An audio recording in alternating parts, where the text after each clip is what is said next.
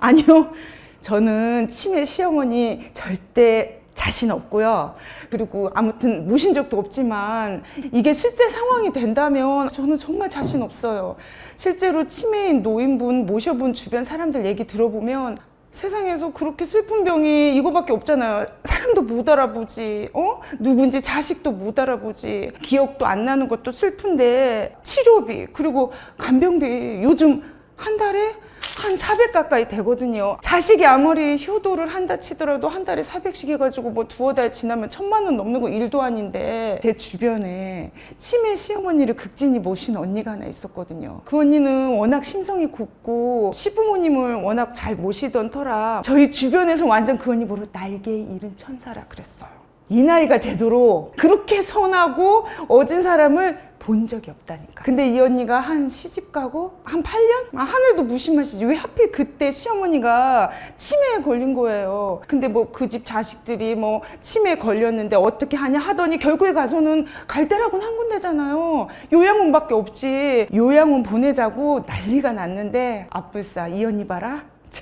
떡하니 언니가 불쌍해서 어머니 저 치매 걸렸더라도 요양원 못 보낸다고 차라리 제가 모실게요. 그래가지고 언니가 모시게 됐는데, 신랑도 당연히 도와주죠. 자기 엄마인데. 근데 그게 쉽나요? 남자가 하는 게?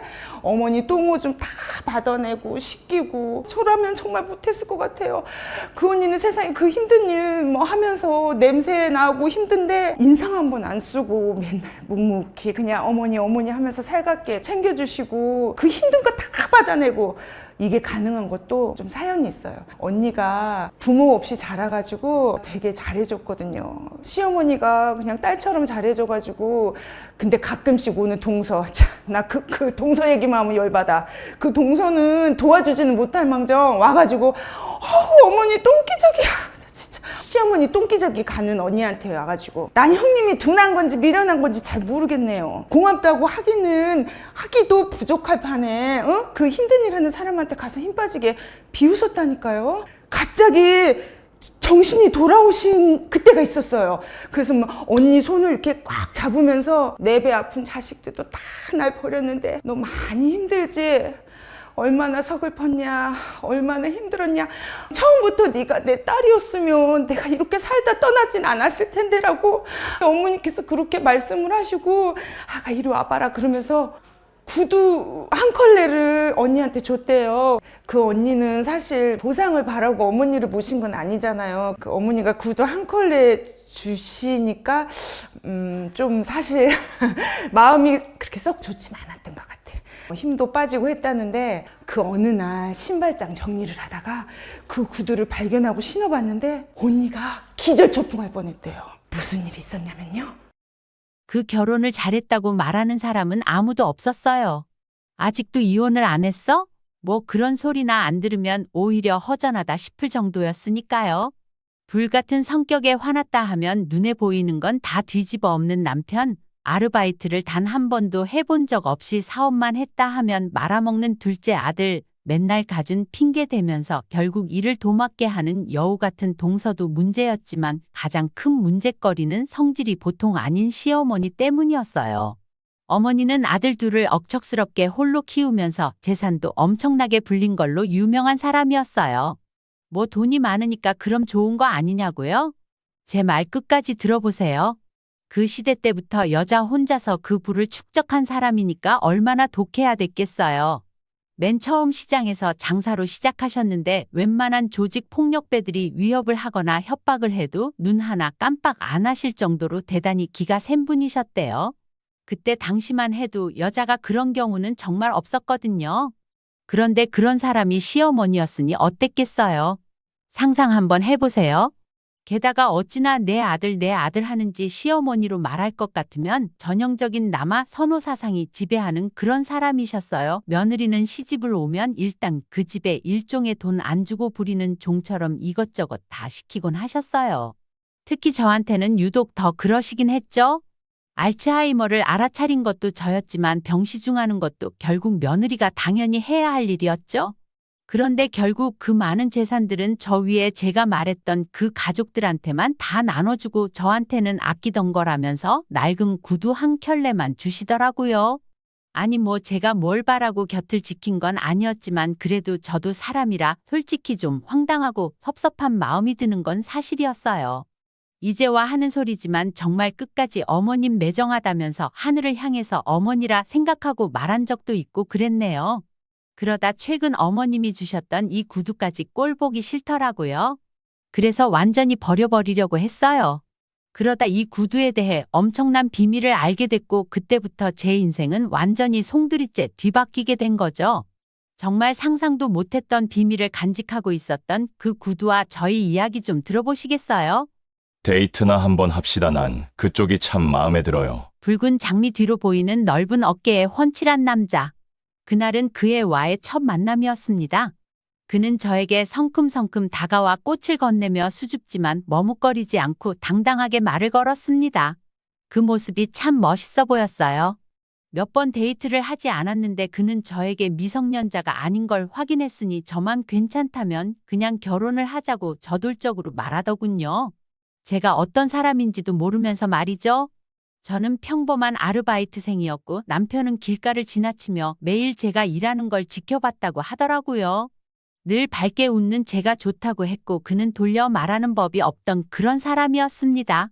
데이트를 하면 할수록 자기 주관이 또렷하고 저를 리드해주는 남편의 성격에 끌리기 시작했어요. 저와 정반대의 성격은 또 저를 끌어당기는 가장 큰 매력으로 다가왔어요. 남편은 닭살이 돋을 정도는 아니었지만 치마를 입으면 뒤를 가려주고 꽃을 사다주고 추운 날엔 뜨거운 캔커피를 가져다주는 로맨틱하고 터프한 남자였어요.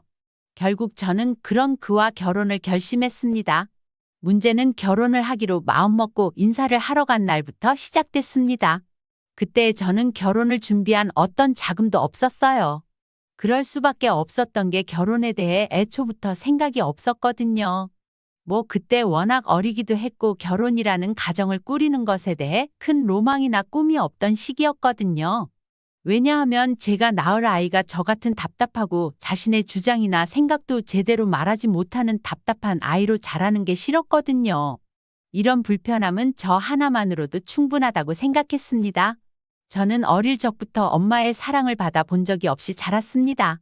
그래서 늘 누군가의 사랑과 관심에 기대고 싶었죠.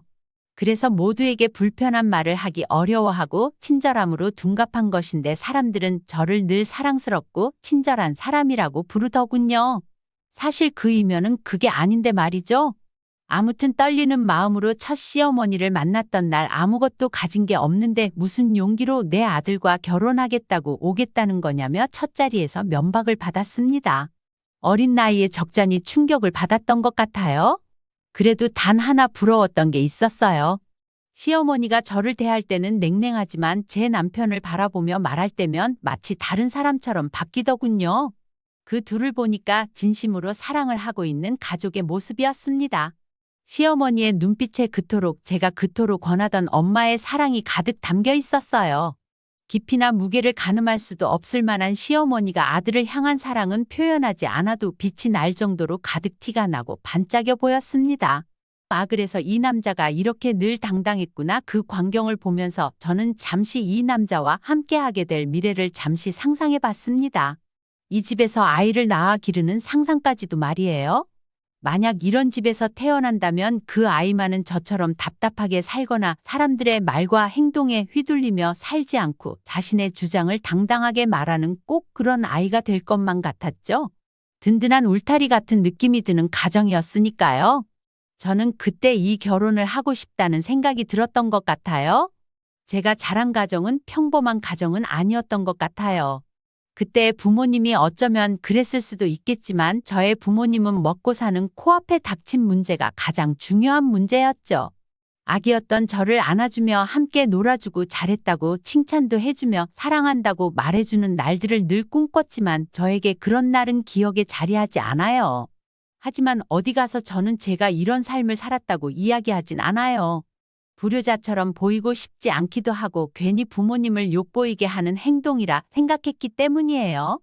그냥 나는 언젠가 부모가 되면 꼭 사랑을 충분히 나눠주는 그런 엄마가 되면 그거로 충분하다고 생각했습니다. 하지만 사랑의 결핍이라는 게 자라면서 사람의 성격에 많은 영향을 끼치더라고요. 티를 내고 싶지 않았지만 티가 났죠. 친구들과 학창 시절부터 제 의견이나 선호도를 계속 숨기는 사람이 되곤 하더라고요. 저도 화가 나고 하고 싶은 말이 있어도 언젠가부터 꾹 참는 그런 사람이 되고 말았죠. 그러다 보니 저는 사람들에게 참 착한 사람, 성격 좋고 동글동글한 사람으로 여겨지곤 했어요. 그렇게 불리는 건 분명히 좋은 점도 있었지만 막상 당자사로서는 불편한 점도 많았어요. 그래도 어쩔 수는 없었죠. 바꿀 수 없는 문제였으니까요. 그런 저에게 이렇게 저와는 완벽히 다른 남자가 청혼을 하게 된 것입니다. 저는 어쩌면 이건 하늘에서 나에게 내려준 절호의 기회일지도 모른다는 생각을 했던 것 같아요. 그때 그 생각이 저희 착각이었던 걸까요? 결국 저는 그 남자와 결혼을 하게 되었습니다.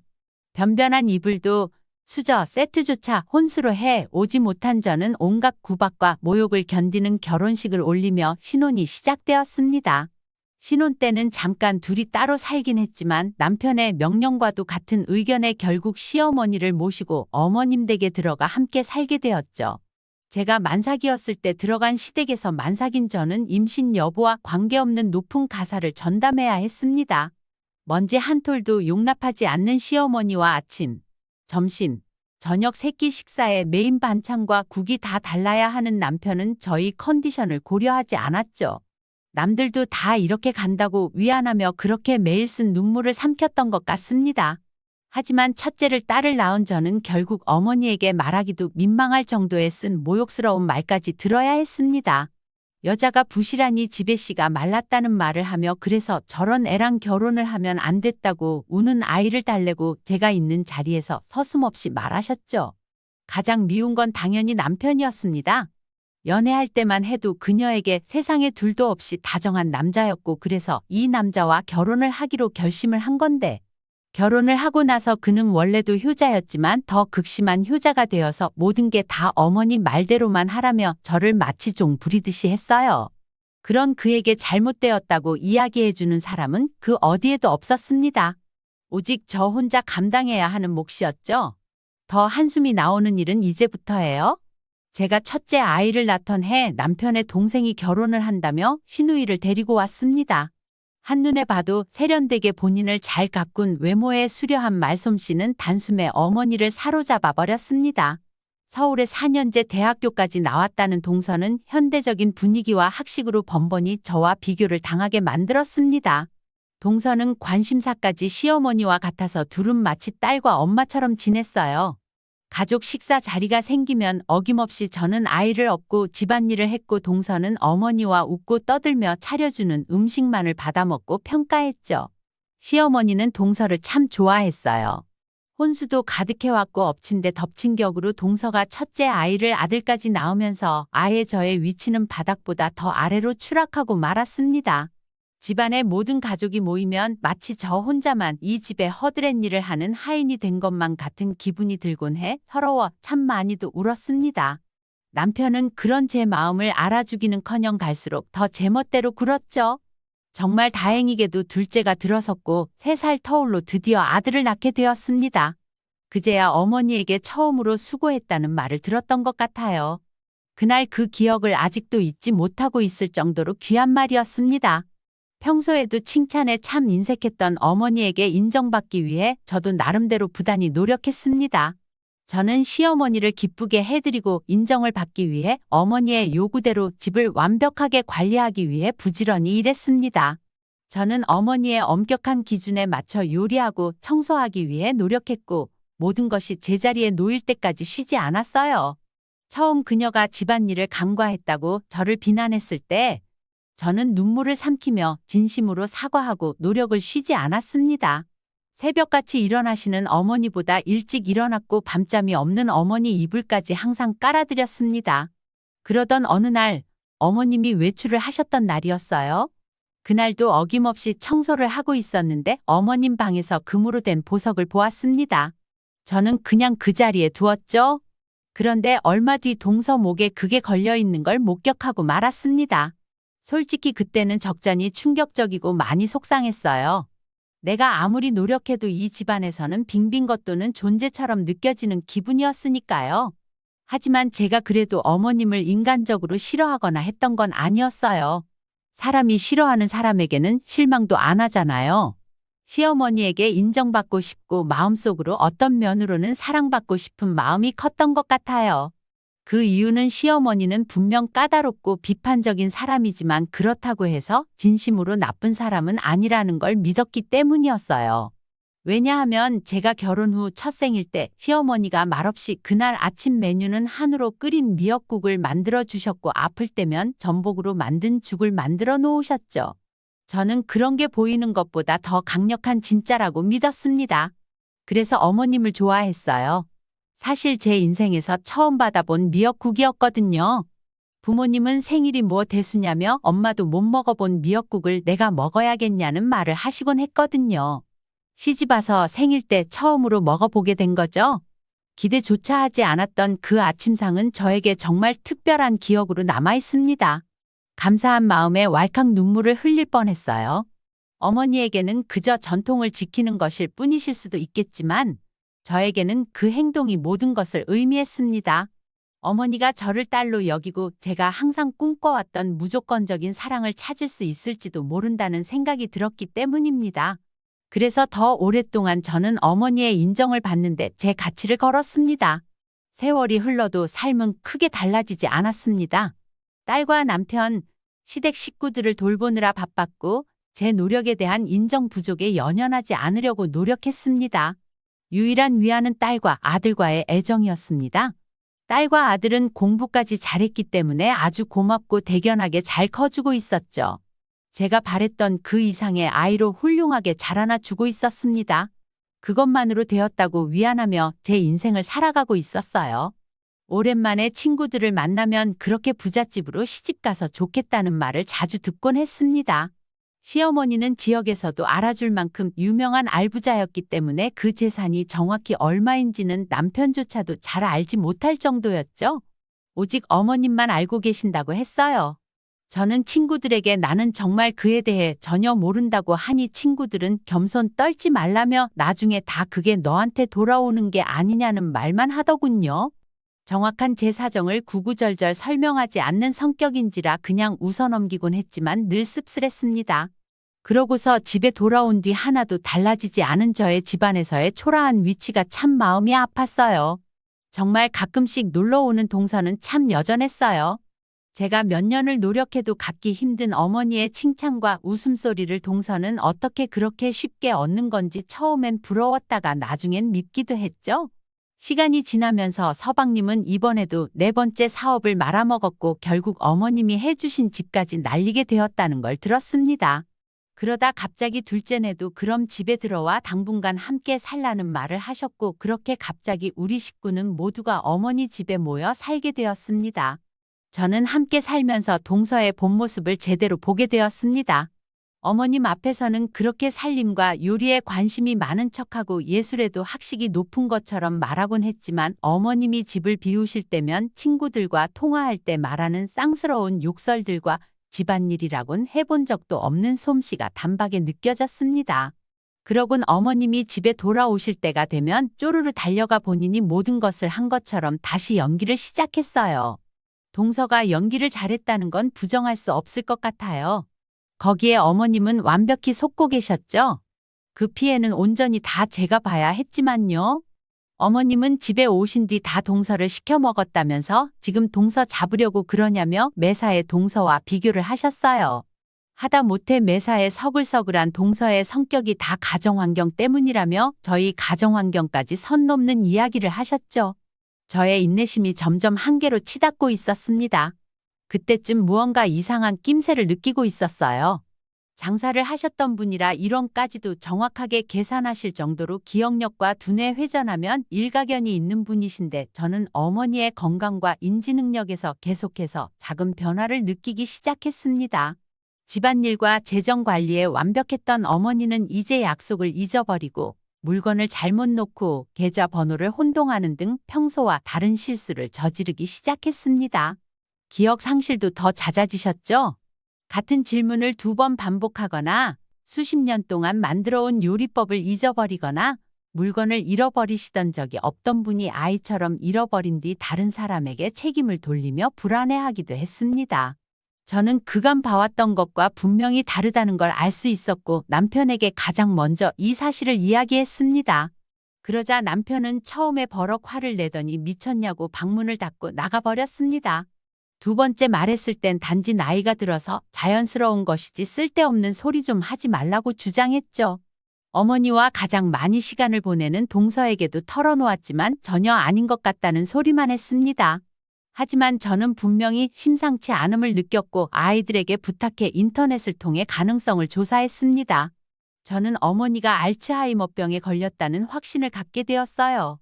거기서 나오는 증상들인 기억력과 판단력 저하, 언어장애, 방향 감각 상실, 감정 기복 등 모든 징후가 나타나고 있었으니까요. 저는 어머니의 자존심에 상처를 주고 싶지 않아서 이 문제를 그냥 넘어가려다가 그래도 말은 하는 게 나을 것 같다 생각했어요. 다들 지켜보자는 소리만 하고 누군가는 알려줘야 한다고 생각했거든요. 가족이잖아요. 제 이야기를 들은 어머님은 제 진심 어린 걱정을 단박에 뿌리치시며 너도 나이 들어봐 라는 말만 하셨어요. 하지만 그 후 1년 동안 어머니의 상태는 계속 악화되었습니다. 병원을 갈 타이밍을 너무 늦어버린 거죠. 그 결과 가끔씩 실수하는 것에서 시작된 인지 기능 저하는 부인할 수 없는 인지 기능 저하로 발전했습니다. 어머니는 수십 년을 다니시던 집으로 오는 길도 가다가 길을 잃기도 했고 말이 반복적이고 어눌해졌습니다. 상상 속의 사소한 실수에도 혼란스러워하거나 분노를 표출했습니다. 외모에 까다로웠던 그녀는 더 이상 옷이 얼룩지거나 깔끔하지 않은 것을 알아차리지 못했습니다. 저는 점점 변해가는 시어머니를 보며 그렇게 강하고 꼿꼿했던 한 여성이 모든 것을 잃게 될까봐 두렵고 속상했습니다. 의심이 많은 성격 탓에 외부의 도움을 받는 것도 불가능했습니다. 어머니는 딱딱한 일상에 변화를 주는 것을 거부했습니다. 옷 입히기나 목욕시키기 같은 간단한 일들도 반복해서 설명해 드리면서 무한한 인내심이 필요했어요. 저는 남편과 모든 가족에게 이 이야기를 전했지만 그들은 고통스러운 현실을 외면하며 고의적으로 눈 감고 있는 듯했어요. 돈도 많은데 그냥 간병인을 구하거나 좋은 요양시설로 가면 된다며 결국 본인들 집을 구해 나갔습니다. 그것도 어머님의 약해진 정신 상태를 이용해 재산을 가지고서 말이죠. 남편은 매일 급변하는 어머니의 장단이 힘들다며 회사에서 자는 날이 많아졌고 결국 쇠약해진 어머니를 돌보는 일은 저 혼자의 일이 되었습니다. 저만 빼고 모든 자식들은 자유를 누렸습니다. 어머니를 돌보는 일은 점점 더 어려워졌습니다. 가장 힘들었던 순간은 어머니가 편집증이나 폭언을 퍼부을 때였는데 종종 제가 자신의 것을 훔쳤다고 믿게 만드는 그녀의 실패한 마음에서 촉발된 것이었습니다. 그런 분노 속에서도 침착함을 유지하는 것은 제 평정심을 시험하는 일이었지만 그래도 이제 와서 저마저 안 한다고 포기할 순 없었어요. 그 모든 과정에서 저는 지친 기색을 숨기고 어머니에게 아무 이상이 없는 것처럼 보이도록 노력했어요. 왜냐하면 어머니가 가끔 원래처럼 또렷한 정신으로 아주 잠깐 돌아오실 때가 있었는데 그때 불안하시지 않길 바랬거든요. 제 하루는 점점 더 늘어나는 어머니의 필요를 채우는 데 집중하게 됐습니다. 저의 일상은 아예 사라져버린 지 오래되었죠. 옷 입히기, 목욕시키기, 먹이기 같은 간단한 일에도 매일매일 몸과 마음이 점점 더 쇠약해지면서 무한한 인내심이 필요했습니다. 조금만 방해를 받아도 고통스러운 폭발을 일으킬 수 있어서 조심해야 했어요. 그래도 점차 저는 안정과 침착함을 유지하는 데 능숙해졌고 인지나 감정에 들쑥날쑥한 기복에도 불구하고 어머니와 잘 맞춰 가고 있었어요. 하지만 생각보다 병간호는 아주 길게 이어졌습니다. 첫째가 20살이 될 때 시작해 졸업을 할 때까지 계속되었으니까요. 시어머니는 몰라보게 야위셨고 이제는 거의 통제력을 상실하게 되셨습니다. 한때 내가 알던 한 여성의 마지막을 본다는 건 너무 슬픈 일이더라고요. 어머니의 상태는 계속 악화되었습니다. 저의 마음도 병든 마음의 감옥으로 더 깊이 후퇴하는 것 같은 기분이 들었어요. 어느덧 시간은 흘러 병세가 더 악화되시고 시어머니는 저를 전혀 알아보지 못할 정도가 되셨던 날이었습니다. 거의 누워서 가만히 있기만 하는 게 전부이던 시어머니는 갑자기 아주 또렷한 목소리로 제 이름을 부르며 문과 반을 열어보라고 하셨어요. 저는 놀라 문갑을 열었고 그 어머님의 안내에 따라 안쪽으로 손을 넣었습니다. 평소에 밖에만 청소했지 이렇게 내부에 뭐가 들어있는지 본 적은 없었던 터라 어안이 벙벙했네요. 어머님이 말해준 곳을 따라가자 상자가 하나 있었고 그 상자를 열자 아주 옛날 디자인의 낡은 구두가 있었습니다. 어머니는 이 구두는 아무도 주지 말고 제가 신어야 한다고 신신당부를 하시더니 갑자기 또 다른 사람처럼 변해 저에게 소리를 지르기 시작하셨어요. 저는 우선 상자를 잘 놔두고 어머님을 달랬죠. 한 1년여 만에 어머니가 제 이름을 이렇게 또렷하게 불러준 것 같았어요. 저는 그 상자를 제 방 한쪽에 잘 놔두었습니다. 사람들은 무슨 대가를 바라고 그렇게 병시중을 하고 있는 거냐고 했지만 제가 받은 건 아무것도 없었습니다. 병간호를 하는 동안 둘이서 많은 이야기들을 하긴 했죠. 어머니와 있으면서 어머니는 저에게 여자 혼자서 두 아들을 키우면서 그동안의 슬픔을 털어놓곤 했어요. 어머니가 매일 겪어왔던 모욕들을 온전히 목격한 사람은 아마 제가 유일할 거예요. 정말 기가 찼던 건 남편과 시동생 그리고 동서였습니다. 그들은 여전히 어머니의 병세 악화에 대해 말하는 것을 피했고 집에도 잘 방문하지 않았습니다. 전화도 잘하지 않았고요. 제가 우려를 제기하려고 할 때마다 그들은 제가 과장하거나 관심을 끌려고 한다고 비난했습니다. 불편한 진실을 마주하는 것보다 현실을 무시하는 편이 더 나아서 그랬던 걸까요? 그들은 진짜로 어머니가 얼마나 힘든 시간들을 겪어냈는지 우리가 어떤 시간들을 함께 보내왔는지 전혀 알지 못할 거예요. 자다가 갑자기 어머니에게 머리채를 잡히기도 하고 뺨을 맞기도 하는 날들을 전혀 모르겠죠. 그리고 또 오래전에 죽은 가족들과 남편을 그리고 본인들을 그리워하며 누워있는 그녀의 조용한 슬픔도 몰랐습니다. 어머니를 보면서 참 다른 가족들이 너무도 싫고 미웠습니다. 그것이 제가 끝까지 어머니의 병상을 지켰던 이유일지 모르겠네요. 시어머니는 결국 고통이 끝까지 치달으셨고 그 마지막 임종마저도 제 손을 꽉 잡고 그렇게 생을 마감하셨습니다. 저는 비록 그녀의 상태를 바꿀 힘은 없었지만 현재 조금이라도 그녀가 제 목소리를 들으며 불안감을 사라지기를 바라며 기도를 건네며 그렇게 마지막 인사를 전했어요. 그렇게 결국 어머니가 돌아가시고 장례 절차가 시작되었습니다. 어머님 재력과 유명세 때문에 엄청난 규모의 장례식장으로 이뤄졌고 셀 수도 없는 조문객들이 방문했죠. 억눌렸던 슬픔이 터져나와 정말 가눌 수 없는 눈물을 쏟았습니다. 그런데 여기서부터 저희 참아왔던 분노가 폭발할 수밖에 없게 됐습니다. 저 빼고 다른 가족들은 한 여성의 안타까운 죽음보다는 죽음 이후 그녀의 자산을 나누는 일에 더 혈안이 되어 보였어요. 장례식이 끝나기도 전 유언장 내용을 듣고 싶어 변호사를 계속 조르고 난리가 났죠. 정말 진리더군요. 드디어 유언장을 낭독하는 시간이 되고 괜히 이유 모를 긴장이 되기 시작했습니다. 어머니는 대부분의 재산을 두 아들에게 균등하게 나누어 주셨습니다. 동서에게는 그녀가 매일 그렇게 노래를 부르던 주택과 어머니의 보석들을 넘겨받았습니다. 하지만 저에게는 그 어떤 것도 남겨지지 않았죠. 뭐 제가 남편에게 귀속된다고 생각해서 그런 것일 수도 있겠지만 사람들이 다 있는 자리에서 제 이름이 단 한 번도 불리지 않았다는 건 참 많이 씁쓸하고 고개를 들 수 없게 하더군요. 더 화가 나는 건 동서와 서방님은 만족한다는 듯 서로만 알아보게 미소 짓고 있었습니다. 참을 수 없는 분노에 그곳을 빠져나와 집으로 와버렸습니다. 어머님의 구두를 끌어안고 하늘을 보고 시어머니에게 울부짖었습니다. 어쩜 그렇게 사람 보는 눈이 없으시냐고 이건 좀 너무한 거 아니냐며 따지다가 어머니가 주셨던 낡은 구두도 꼴보기 버리려고 했어요. 그런데 구두 굽에서 갑자기 툭 하고 무언가 떨어지는 거예요. 전 그걸 가지고 딸에게 가지고 갔어요. 딸은 엄마 파일이 한두 개가 아닌데? 엄청 많아. 딸은 서둘러 그 파일들을 열어보기 시작했고 빨리 와서 보라고 소리를 지르더군요. 그 안에는 변호사의 서명이 찍혀 있는 어머니의 편지와 몇 개의 문서 파일들이 저장되어 있었습니다. 그 파일을 열어보자 땅이나 건물 문서였는데요. 이미 제 이름으로 소유주가 변경이 완료된 서류 파일이었습니다. 저는 깜짝 놀라 숨을 쉴 수가 없었어요. 게다가 함께 있는 건 저를 위한 편지였죠. 저는 떨리는 손으로 파일을 열어봤습니다. 사랑하는 내 딸, 내가 이 글을 읽고 있다면 나는 우리 모두의 숙명처럼 세상을 떠났다는 거겠지? 내 마지막 몇 년 동안 보고서야 알았어. 사심 없이 나를 지켜주는 건 오직 너 한 명뿐이라는 걸 말이야.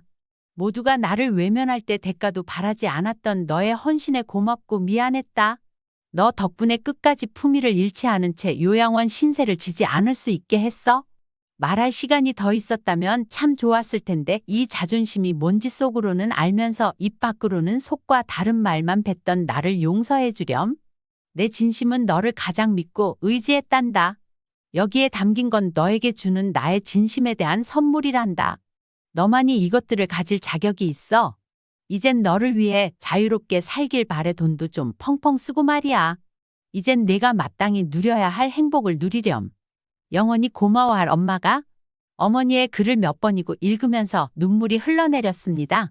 재산의 선물은 어머니의 인정을 마침내 받았다는 것보다 저에게는 훨씬 더 큰 의미가 있었습니다. 어머니는 결국 저희 헌신을 알고 인정해 주셨으니까요. 누군가에게 진심을 인정받는다는 게 얼마나 큰 힘을 갖는지 그때 확실히 느꼈던 것 같습니다. 그 긴 세월 동안 딸로서 인정받고 싶어 그렇게 노력했는데 결국 이 집에서 어머니의 가장 많은 것들을 받은 사람은 진짜 제가 되었네요. 진심이 닿은 거겠죠? 진심은 모든 문을 열 수 있다고 하잖아요. 진심을 다하다 보면 언젠가는 빛을 낼 거예요.